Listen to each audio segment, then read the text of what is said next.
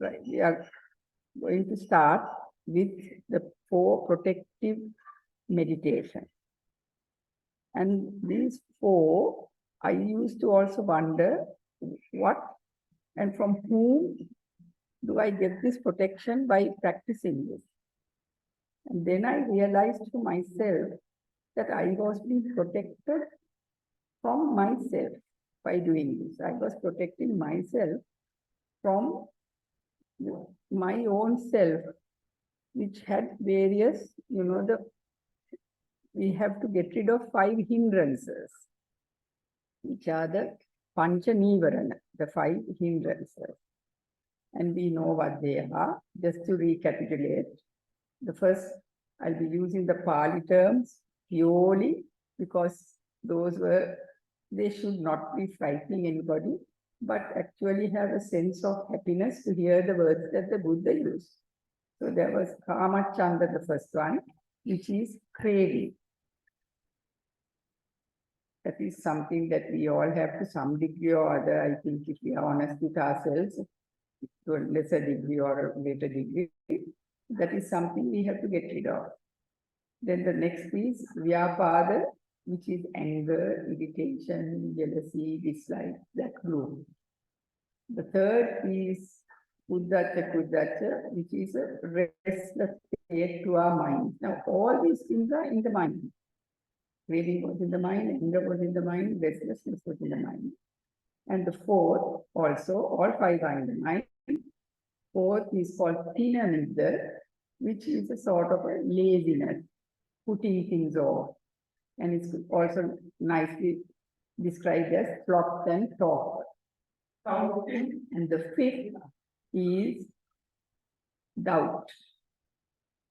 Doubt about whether this is really going to get us to where we want, or the authenticity of all this. That is called Vichikicha. So these 5 are the 5 that are hindering progress.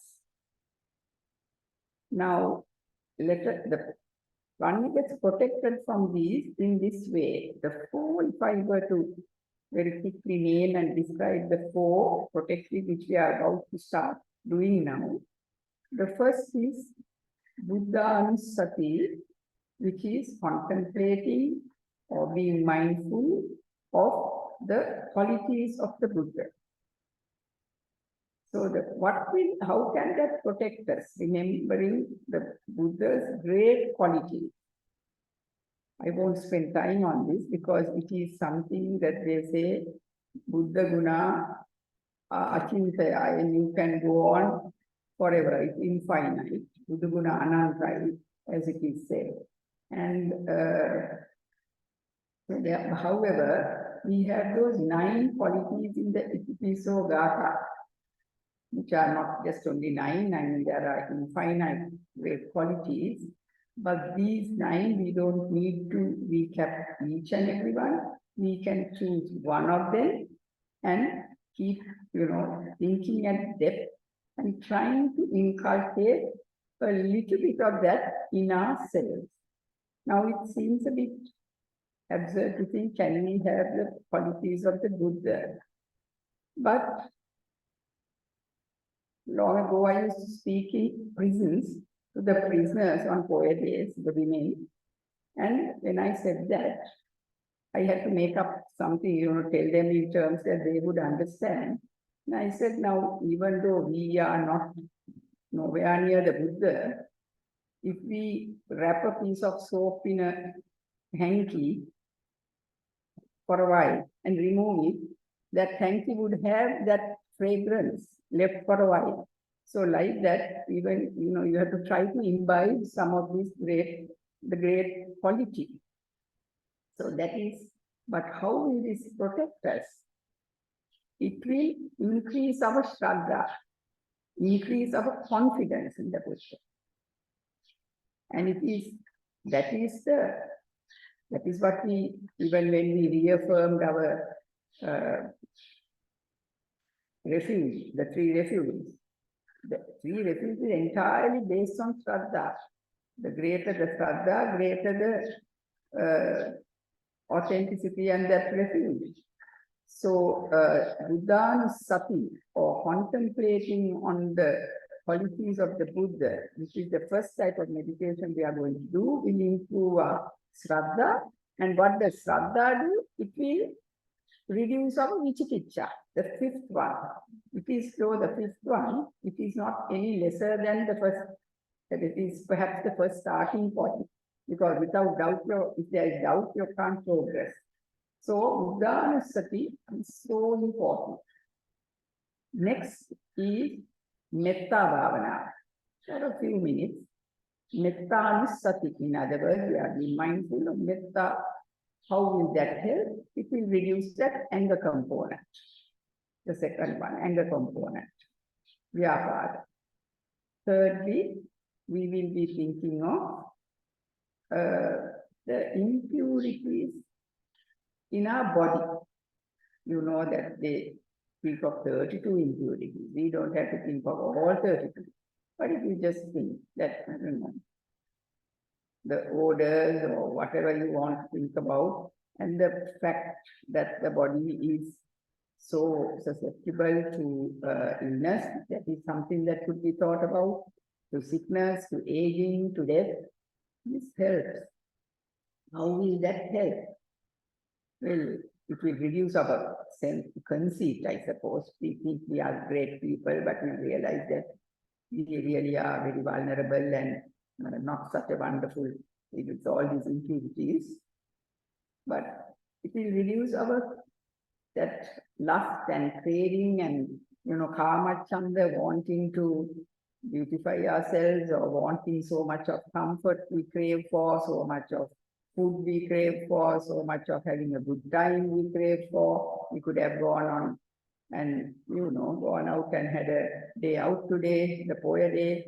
So all that would have been taking, having comfort and so forth, this body and sense pleasures. We went and watched a film or something. But all that craving goes down. It's looking at these impurities, the vulnerability and the true nature of the body. Then that is called Pilikul Bhavana in Sinhalese, or the impurities, contemplating on the impurities. So that is also called Asubha Bhavana. So that is the Asubhanusati. So we have Buddhanusati, Nityanusati, Asubhanusati, and finally Marananusati, which is of course, goes without saying, something that is common to all of us without any doubt. How will this help? Which one will this help? Now we have looked at craving and we have found a way of diminishing. And the more you do, the more practice makes perfect. But this will make that laziness go off, that sense of putting things off, that sloth and torpor, because death can happen any minute. It is said that, in the Buddha's teachings, that one of the discourses, it was a Q&A with the monks, and he got the monks to say, now, how can you think this could happen? And finally, they refined the answer to say, it came to that even in this breath, if I might not, this breath I have inhaled, I might not be exhaling. So it could happen. And not to frighten you, but I have heard, I wasn't here, but I have heard firsthand from people who were here that there was a death here once with somebody who was sitting like you on one of these benches, who died. The people here had seen a look of difficulty in this person. I was told by the secretary who was there, this person got into some difficulty, looked agonized, and before anything could be done, he was dead. Not to frighten you, but it had happened even here. Person who was supposedly, supposedly well, there was nothing to say that he was terminally ill patient who had come here, or something like that. They were just one of those people who used to come.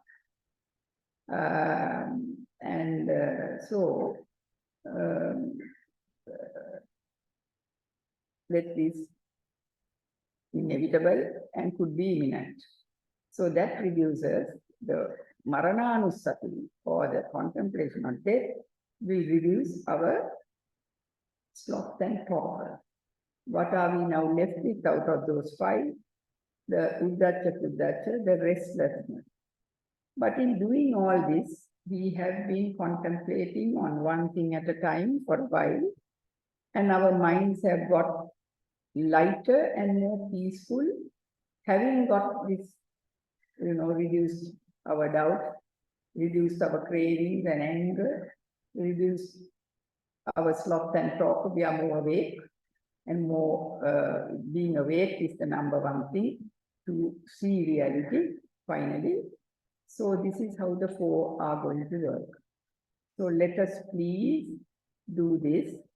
Let us start with Buddhanusati, where we will contemplate on one characteristic of the Buddha as stated in the Itipiso stanza. As you know, the first is Arahant, and the meaning of Arahant is, there are many meanings, but let's stick to one of the principal ones, the accomplished one. He accomplished the ending of this cycle of birth, having found the method and taught others as well. So that's the accomplished one. And that is something that you could just keep saying Arahant, remembering that it means the accomplished one and the magnitude of that accomplishment. The second is Samma Sambuddha, which is self-awakened, and the self-awakened one who was also taught it and left the message to us so that we can follow that path. So if you want to think of the word Samma Sambuddha, we remember that self-awakened. Vijja Charana Sampanno is an incomparable the perfect embodiment of two things, wisdom and virtue. So the perfect embodiment of wisdom and virtue. Sugato is the auspicious pathfinder, found the way to do this. The Sugata is the journey, the Sugato. Lokavidu, knower of all realms. There are 31 planes of existence. You know what things are like in those, and none of them are really totally satisfactory. So that is actually a thing that we could think of. And if you think of the hell realms, it depends on each personality. That may be the one who really feels frightened and think, my goodness, I must do this and achieve it. So Lokavidu is a knower of all realms. Lokavidu, Anuttaro Purisa Dhammasarati.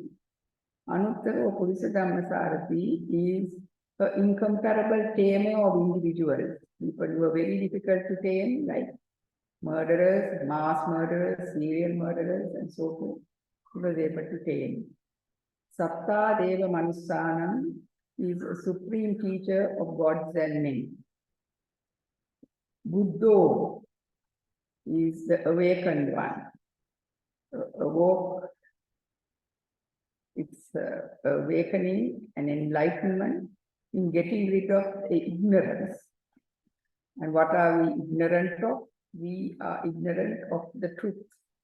We are of the ultimate truth, the absolute truth, which is that we think that things are beautiful when are totally beautiful or wonderful when they are not.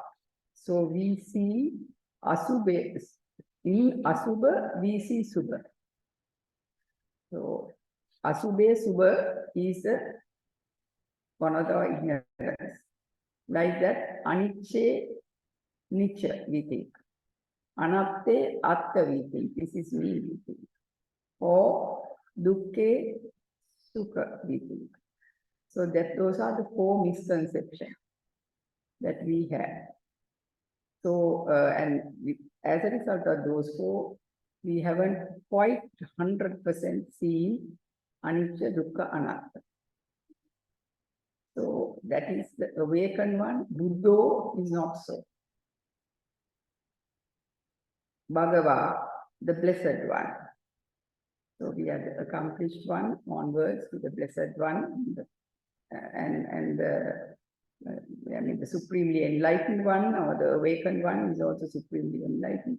So these are the 9. So we could think of any one of those. You could keep just saying Arahang, Arahang, Arahang in your mind, or saying whichever the one you want, Buddha or Bhagava or whatever, Vidya, Charana, Sampanno, and keep thinking of that. That will increase our Shraddha, right? The next would be Metta Bhavana, which I think we will not go into, we know.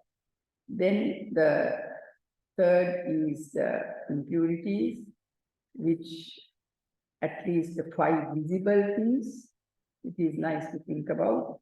Kesa, Loma, the hair and the body hair.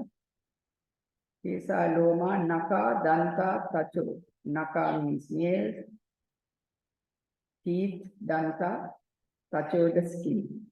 So these 5 are very, very obvious to see, and we see how the impurities in those. And then finally, the Marananasati, which is death is certain, life is uncertain. Death is certain, life is uncertain. Maranam niyatan, jivitan anyatan. So let us now, one by one, you know the 4, Buddhanusati, Mettanusati, Asubhanusati, and Marananusati. Do this for a while, and then that will reduce those for all 5 hindrances, because it has made us reduce our restless mind as well, right? So with that, let us start that. Thank you for your patient listening. Sadhu, sadhu, sadhu.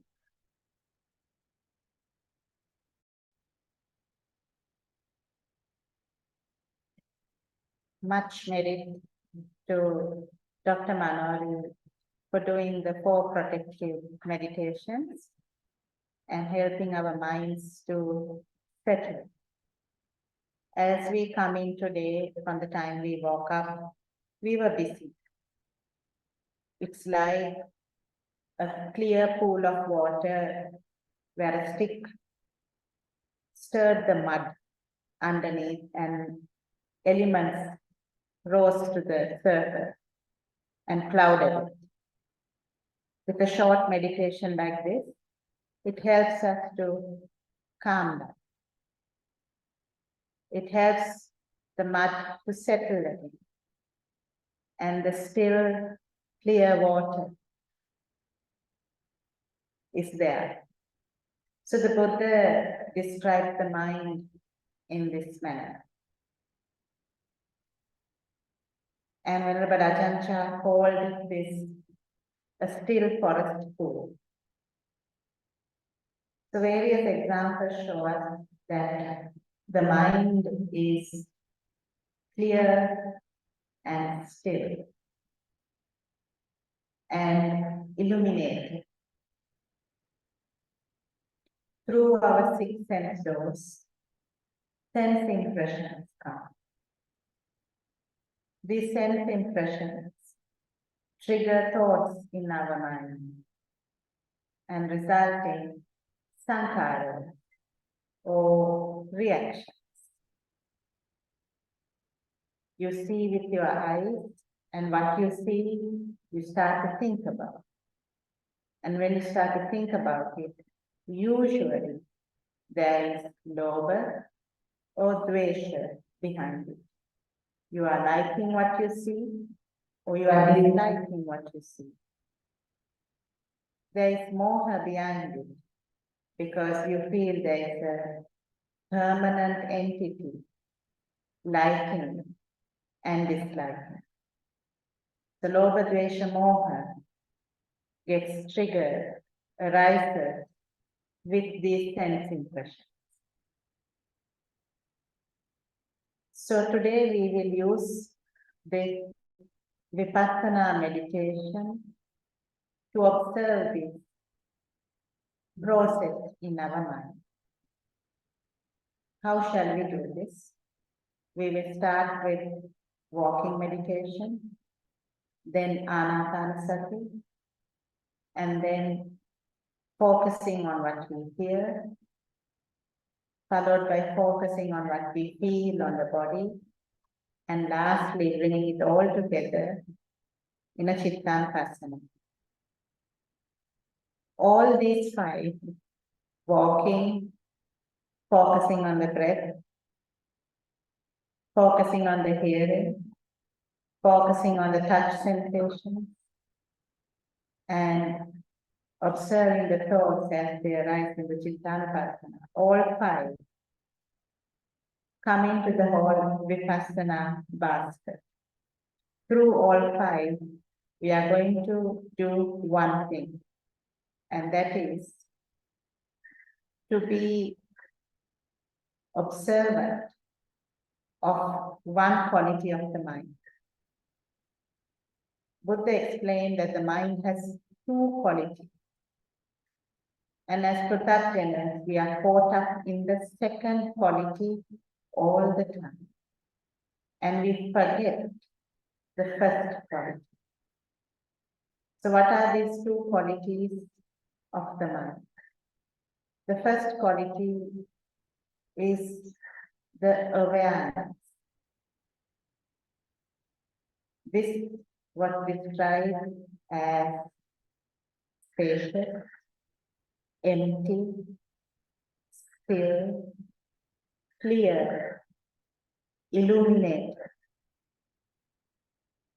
This quality was described as the original state of the mind. And many metaphors were given to understand. So one metaphor is the hall. If we take a hall like this, H-A-L-L, a meditation hall like this, doors and windows are open. There is an empty space in here. And if we focus on this space, it is empty, it is spacious, it is still, and it is illuminated. The second quality of the mind is the sense impressions that arise and pass away. Those sense impressions, in this first metaphor, think of it as the breeze that flows through this hall. The breeze will enter from one door and go out of this window. It will enter from that window over there and go out of this window. It will come from this entrance and go out of that entrance. This is the metaphor of the two qualities of the mind. The first quality of the mind is the awareness, which is similar to this hall. It is spacious, it is still, it is clear, it is illuminated. The thoughts that arise with the sense impressions are like the wind that enters the hall, the air that circulates inside. As sense impressions arise, from the moment we are awake after a sleep, sense impressions, we are conscious of sense impressions. And we get entangled with those sense impressions. We get carried away with those sense impressions. And we focus only on the sense impressions. They give us a false sense of I am seeing. I am thinking about what I'm saying. I am hearing. I am eating, drinking, I am sitting, I am walking. I can smell the roses. I can think various concepts. All those are momentary experiences only. It gives us a false impression of a permanent entity. Yes, it is all true. Something is being seen, something is being heard. These are very momentary sense experiences. The consciousness that recognizes them rise and pass away at such speed, we cannot even fathom or capture the pause between two consciousness arising and passing away. Because it is too fast, it seems like one stream. It seems like you are hearing uninterrupted, whereas your consciousness, ear consciousness, arose and passed away, arose and passed away, arose and passed away, arose and passed away, with such rapidity. Our brain cannot comprehend that speed.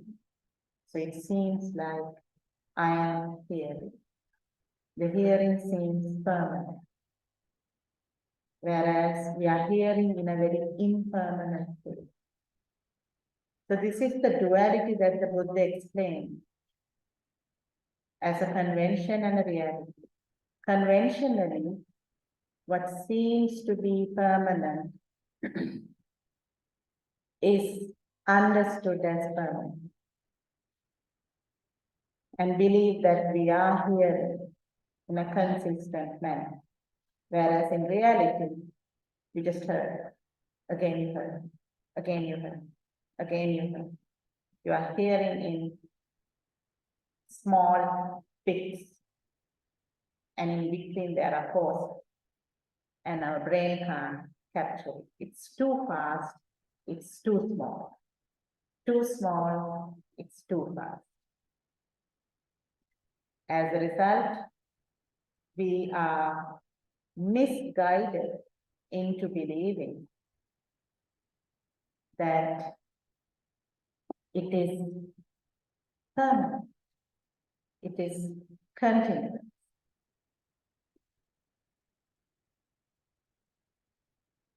So, how do we then see this reality? How do we see this reality? It is through Vipassana meditation. As you get into a good concentration, your mind doesn't get distracted, your mind settles, then you get to see what is really happening.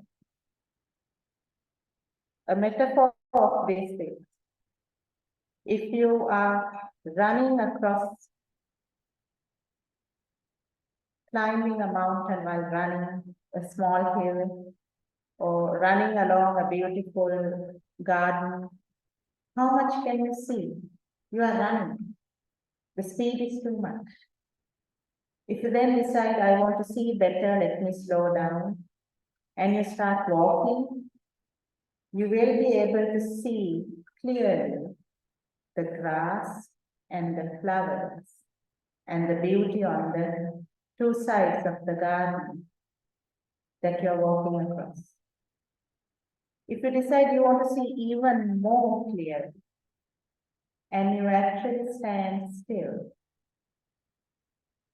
then you get to see very clearly the beauty around you, which you didn't see when you're running, which you somewhat saw when you're walking, but it's clearer when you stop.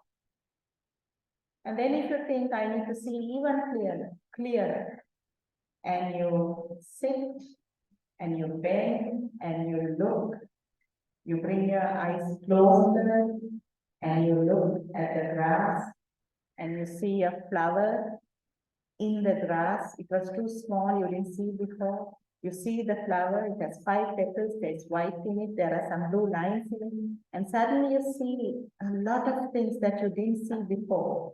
because now you have not only stopped, you have come closer and closer, gone deeper and deeper to see what it is. And beyond a point, your eye can show you only that much. And you start to look at it from your mind's eye.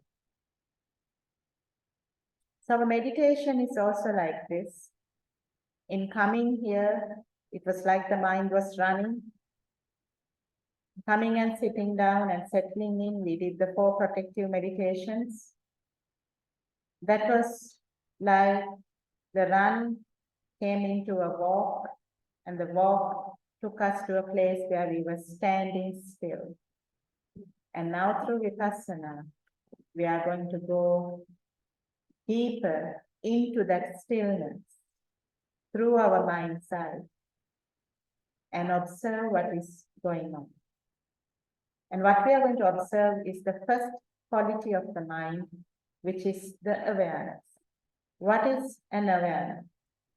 The best way to understand awareness is to think when you are asleep and when you start awakening, there is that point where you know you are awake. That is the awareness. The point where you know that you are no longer sleeping, but now you are awake. That is awareness. And we will today be with that awareness only.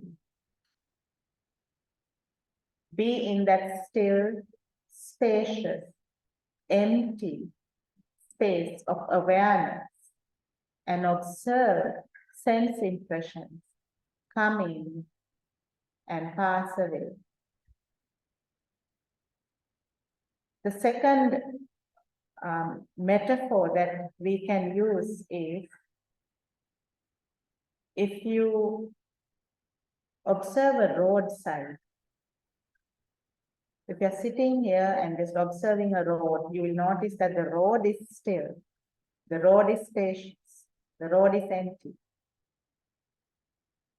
And a vehicle will move this way. A bike will go that way. A bus will go this way. A van will go that way. And so on. Just like our sense impression. The first quality of the mind is like the road. It's still, it's empty, it's spacious. The vehicles that are going to and fro are like the sense impressions. They are rising and passing away. The Buddha mentioned a metaphor of the stage. Think of a concert that you have seen in schools. There is a stage. It is still, it is empty, it is spacious. And various people, actors, singers, dancers, they take their turns, they come up, they do their thing and they go. The stage is still and spacious and empty. The stage does not get affected by whoever is coming, doing their thing and going away. The stage remains still and spacious and empty. Stage is like the first quality of the mind, the awareness, and the actors, dancers, singers who come and go are like the sense impression. So friends, let us practice, because today is the day we are going to practice. So we'll practice this first with walking meditation. How will we practice? Let us all stand so I can illustrate what I mean. If you would please stand where you are. Just stand still. If you feel an unbalance, you can hold. Close your eyes, please. And now focus on your feet. Your feet can feel the weight of your body. Your feet can feel the touch of the surface of the floor.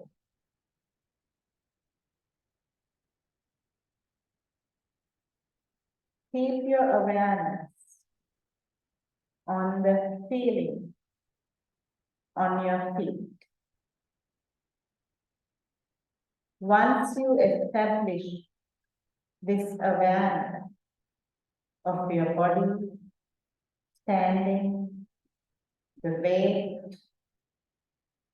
full weight on your feet, feet touching the floor, all the touch sensations and awareness. Once you establish this awareness, you just start walking. When you're walking, you need to keep your eyes open. When your eyes are open, you will see things. When you're walking, your body will feel things. Just be aware. Stay in the awareness. Whenever you get caught with the sense impressions and you are going with the sense impressions, remember to come back to the awareness. This is how we will practice walking meditation. If your eyes are open, you walk, keeping your focus on the awareness. This awareness will let you see the sense impressions as they come to your feet, the touch of your feet. But other sense impressions will come as well. You will see things, you will hear things as you walk. Just be aware. Just be aware. And come back to the foot, the sense, the feeling of touch on the foot. Keep coming back. Just be aware of other sense impressions as they arise and pass. Keep coming back to the foot. And get into a flow where you are aware and the body is walking. You are aware and the body is walking. So we have two sides. We have the middle of this hall. We have the sides that you can use to walk. So let us walk. Give yourself half an hour on this. If you feel tired, come and sit down. And as you sit, keep the awareness on the body, on the feet. Keep the awareness on the feet and just be aware. And when you feel rested, start walking again. Dr. Manori mentioned about Teenanism. It's good to start the sitting practice with a bit of walking. It will help the blood circulate, give us some energy also. So let us start. I will keep the timer for 30 minutes and I will pause the recorder.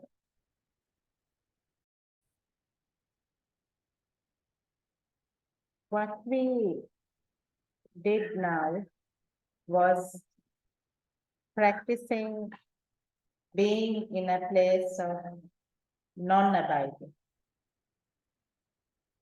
What is this place of non-abiding? It is a place where it's just the awareness only. And the sense impressions that rise and pass away are only momentary experiences. This is based on a famous quote by the Buddha to Bahia. We know that Bahia was a wanderer, and one day he stopped the Buddha while the Buddha was on the streets of Sarati on his Pindaka. And he said, I have heard that you are a person who has found the truth. Please tell me the truth. And the Buddha declined. replying that he was not interested, and this is not the right thing. Bhavana pressed, saying that life is uncertain. Please tell me now. The Buddha declined again. And Bhavana pressed again, and the Buddha declined. And Bhavana pressed for the fourth time. And the Buddha said, when a Tathagata declines 3 times and yet the person is persisting, then the Tathagata gives it. Because the Tathagata of the whole compassion and kindness understands that this person really wants to hear the truth now. And he will relent. So he stopped. And he said, because he couldn't say a lot. We know what he said, right? While here, listen carefully and attend to what I say. In the seen, there is only the seen.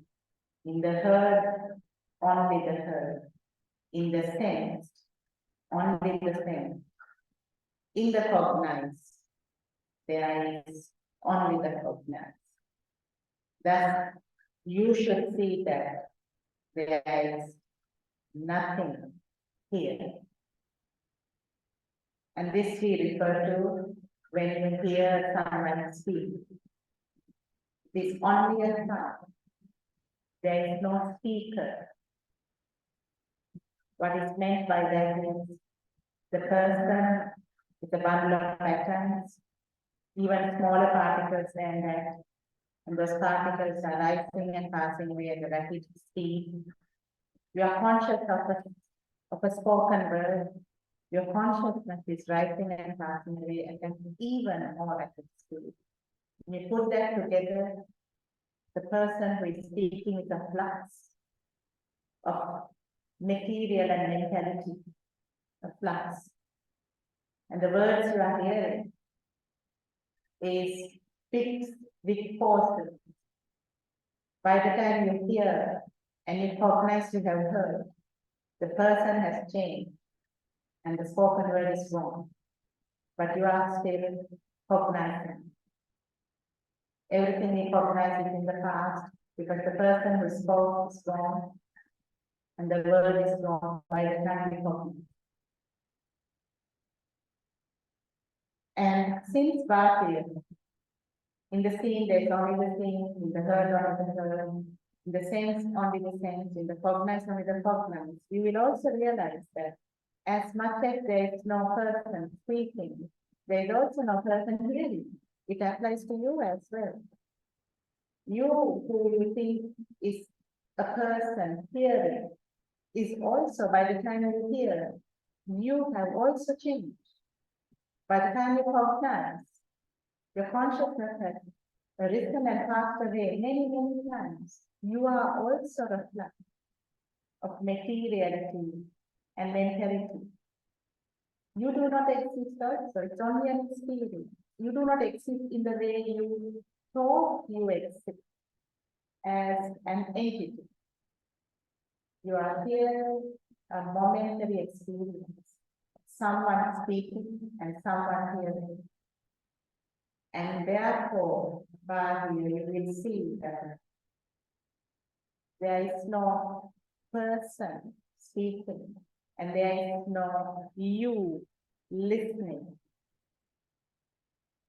And when you overcome this boundary of self, time and space, what is left is just an awareness and nothing else. And this is the place of non-abatement. This is the place where you can't move forward because the future doesn't exist. You can't go backward because the past is gone. You can't stand still because there is nothing for the present moment. When you cognize the present moment, you have cognized something of the past.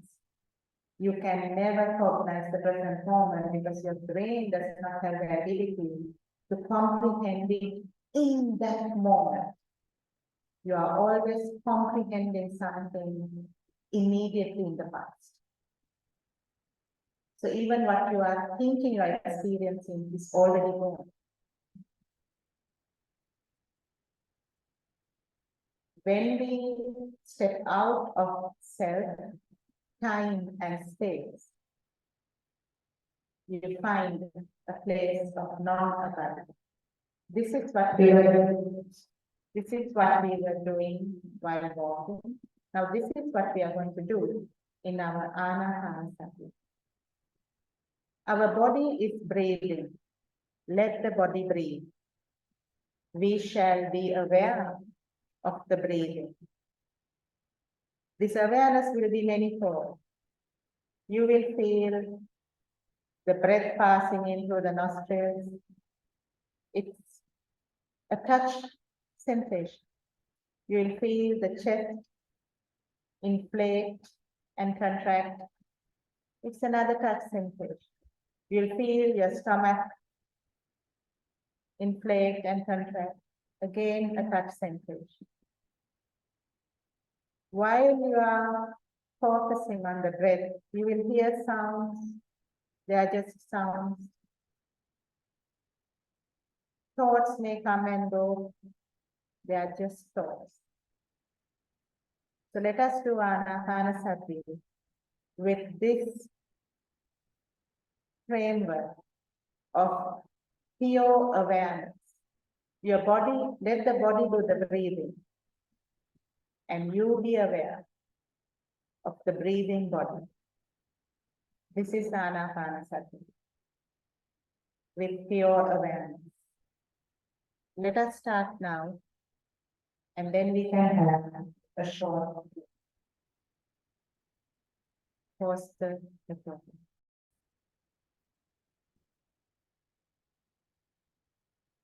In the next 1 hour, we will do 3 meditations, 20 minutes each.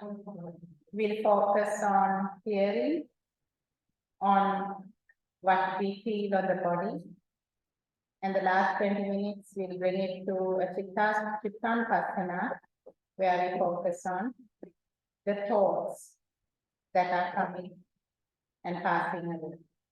So let us focus on the first. Just to end the previous story on wavering, it did happen that the instant he heard the Buddha speak about, the message was, when someone is speaking to you, there is actually no one speaking and there is no one hearing. There is no speaker and there is no hearer. And that was the crux of the message. And his mind had cultivated and developed so much by then, just hearing this very short discourse on the streets of Savatthi, standing where he had interrupted the kindergarten, he got enlightened. And he holds the title of the person who got enlightened the fastest, speed to enlightenment. And a little bit later, he got gored by a runaway cow and succumbed to his death. So he was right when he told the Buddha that life is short. And because he didn't delay, he attained enlightenment, and his life, that very precious life, was put into the maximum use. Being born as a human, he got enlightened. And this is what we were reminded in the morning when we did the 4 protective meditations. The one on Anapanasati. So let us now practice the awareness. And now what we will do is for 20 minutes, let us focus on what we can hear. You will hear various sounds. Some might be human voices. Some might be natural sounds. Some might be sounds which are not sure what it is. And if we can keep it at a sound, it's a sound wave coming and vibrating your eardrum. We can keep it at that, it's just the sound. And be aware. Let us see what that is like. So let us, for the next 20 minutes, focus on the sound. And when you have nothing to keep your awareness on, you can then go back to Anapanasati or keep your awareness open and see what you are aware of. But keep the awareness on sound. Let us start now.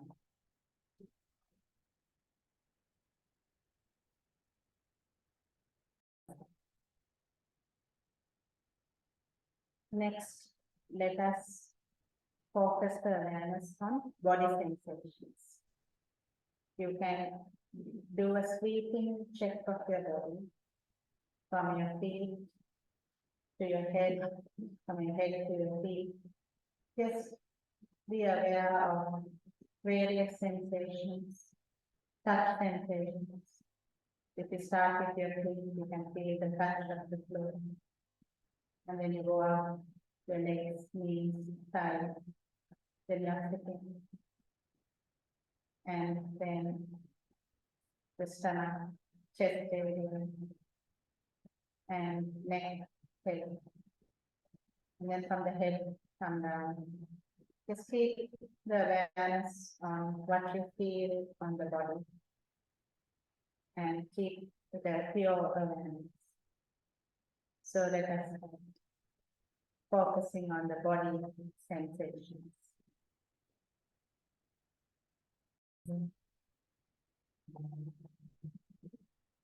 Now we are on to the last 20 minutes, and then we can do a reflection and Q&A for the last half. So in the next 20 minutes, let us bring it all together in a Chittanupassana. Anapanasati will be your base. Just observe thoughts as they come. Check whether it is to do with something you like, a lower thought, or is it something you probably dislike, a dvesha thought, or is it something to do with your ego and so on, which is a moha thought. The like and the dislike can be very subtle, can be very small in quantity, but nevertheless, you will be able to detect that there is a little bit of liking or a little bit of dislike in it. So let us then focus on the thoughts as they rise and pass away. Let's start.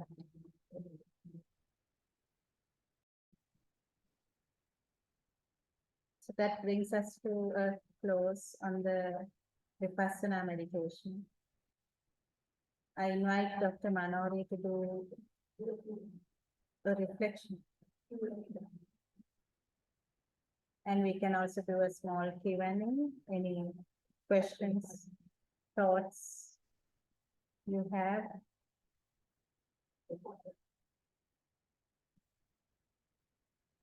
Any questions? Thoughts?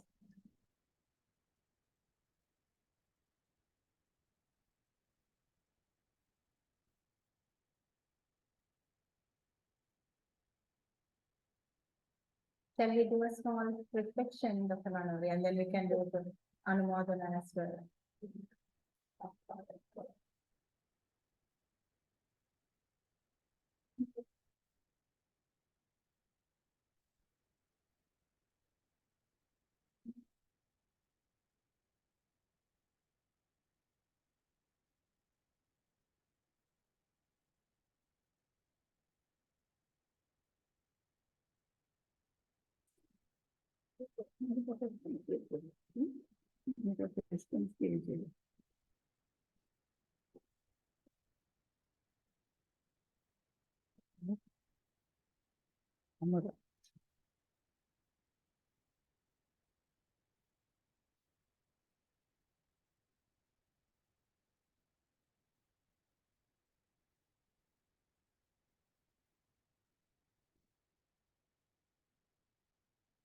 Yeah, after I think what I think is a good session. Thank you very much, Nadeesha, for that.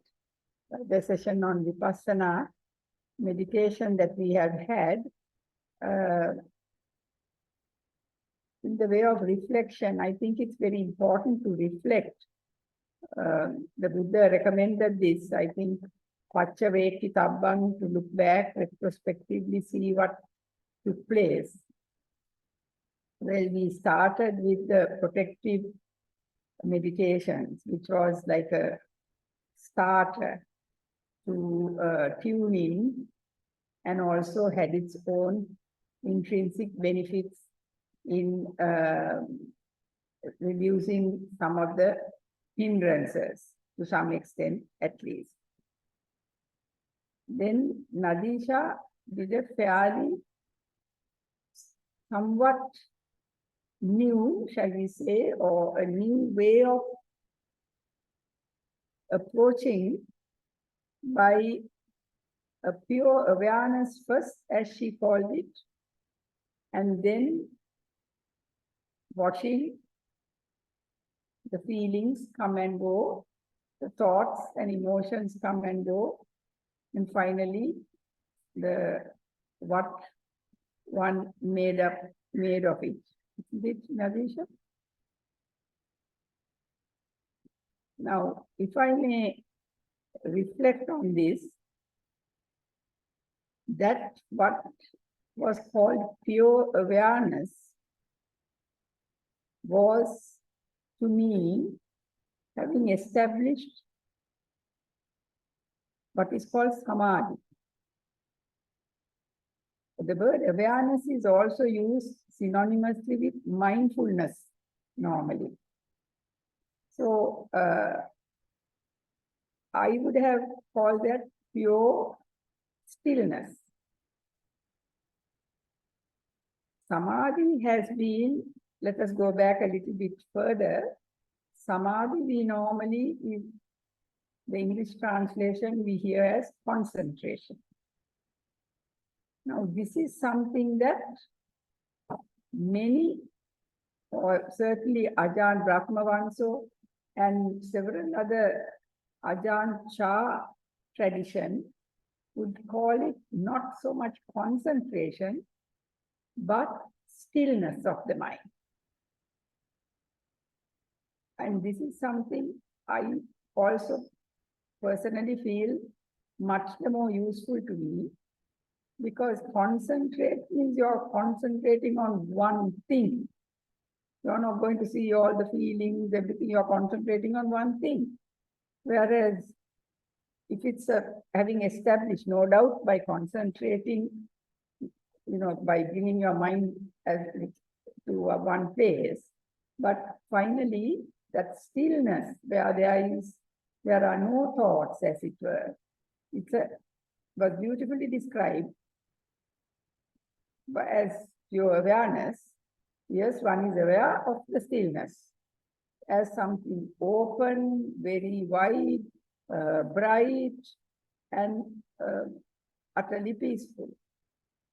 So that, I think, was establishing first the samadhi, and then watching, then using mindfulness. Now, this reminded me of what the Maitriya teachings of most venerable Dhamma Jivatero says that it is entirely Vipassana that they teach. It's a Vipassana meditation center. Maitriya says, he likens it to riding a bicycle, where you are pedaling. There are two pedals, samadhi and sati, one after another, and also together. I mean, it's both concurrently. That is what we were doing today, in my view, the way I reflect on it. We had a pure stillness, which I would call stillness than pure awareness, purely because we use the word awareness and mindfulness also fairly together. but it is the awareness. Without a doubt, as Nadeesha said, you are aware of this pure stillness, of this stillness. And then we watched with mindfulness, how things were evanescent, come and go, transient nature of things. How is that as a reflection is what I would like Nadeesha to either respond or somebody else to ask questions and agree or disagree. But that is how I saw this as very compatible with the Vipassana method that I had learned at Maitriya and was in the way of practicing, which was a samadhi and a sati going together. So today, if we reflect, we were handling, as we started the day, wanting to meditate. So it was Vayam, Samma Vayama in the Eightfold Path. Samma Vayama, Samma Sati, Samma Samadhi was where we spent most of the time. Although we started by taking the precepts and, coming along the Eightfold Path, starting with the right view of having come here and done some right thoughts and metta and the rest of it. So it was a very good exercise in progressing on the Eightfold Path. That is how I will reflect on it. Up to you to respond or disagree.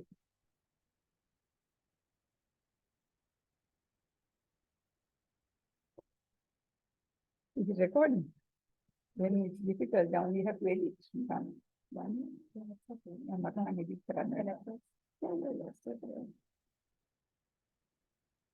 Is that okay? Say something.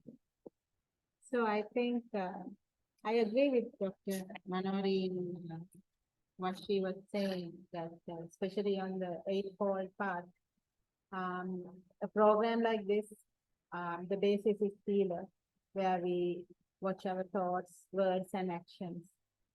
And then the meditation itself takes us to Samadhi, the Sila Samadhi Prajna. And to do that with that right understanding of the whole non-self, the impermanence, and the dukkha of the reality. This also reminds me of how Venerable Ajahn Amaro mentions the middle path.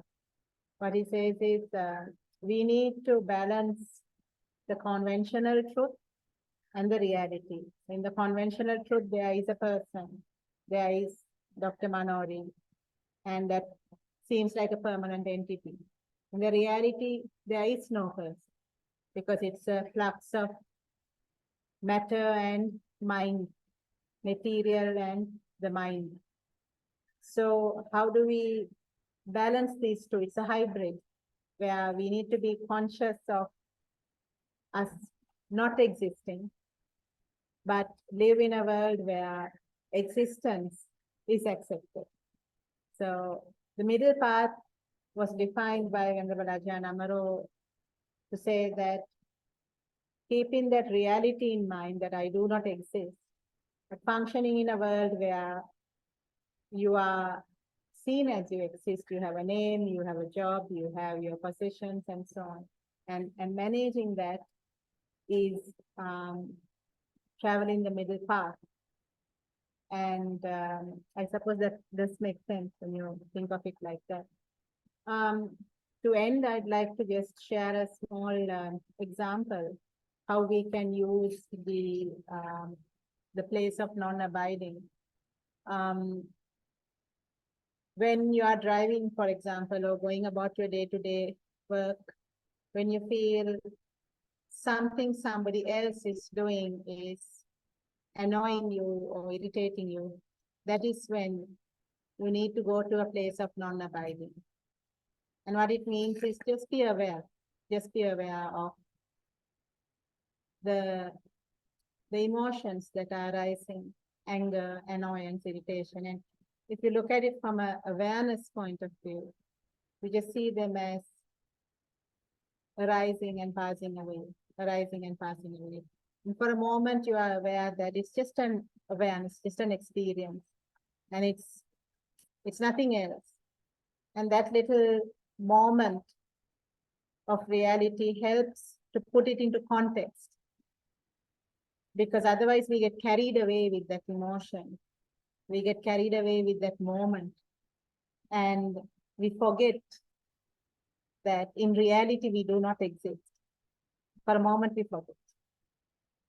So the whole thing that Bahia understood, there is no speaker and there is no listener. There's no one talking and there's no one hearing. It's just a momentary experience only. And therefore there's really no issue at all. Whenever we forget this, then we get entangled and we get carried away with emotion. So to remember that when we are feeling emotional, when we are getting into a negative state, to remind ourselves to go to a place of non-abiding. And with that, Dr. Manori, I think we can close and stop the recording.